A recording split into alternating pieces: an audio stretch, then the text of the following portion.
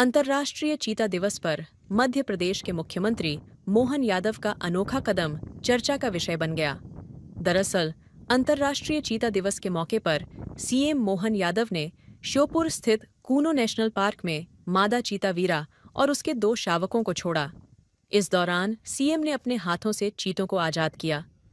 तस्वीरों में देखा जा सकता है कि भारी संख्या में वन कर्मियों के साथ सीएम कूनो नेशनल पार्क में चीतों को छोड़ने पहुंचे। ये सब हमारे यहाँ के बच्चे जो हैं हमारे लिए और अत्यंत महत्व का है।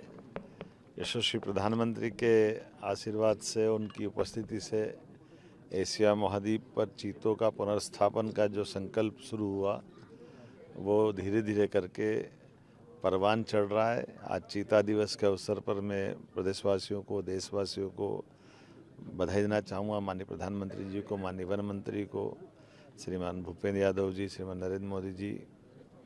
और आज हमने मादा चीता के साथ उसके 2 शावक छोड़े हैं। कुल मिलाकर के 32 चीते हमारे अपने राज्य के अंदर वर्तमान में है। इसमें 2 अभयारण्य, एक तो गांधी सागर जहाँ 3 चीता आज विचरण कर रहे हैं, और ये श्योपुर कुन्नौ तो अब अंतर्राष्ट्रीय स्तर का केंद्र बन गया है। ऐसे में धीरे धीरे करके यहीं पैदा हुए तीसरी पीढ़ी के भी शावक अब हमारे यहाँ इस जंगल में मौजूद है। मुखी हमारे देश में पैदा, अपने राज्य में पैदा हुई, उसके 5 बच्चे का जो समाचार है वो भी सुखद है। और उससे ज़्यादा सुखद है कि अपने स्वच्छंद वातावरण में अब यहाँ चंबल के अंचल में हमारे सभी नागरिक भी उनके साथ रहकर जीना सीख गए हैं और परस्पर प्रेम भी कर रहे हैं। आपस में इनका भाईचारे का संबंध, प्रकृति के साथ जुड़ने का जो हमारा अपना मध्य प्रदेश का, देश का स्वभाव है, वसुधैव कुटुंबकम, ये उसका सुंदर उदाहरण है।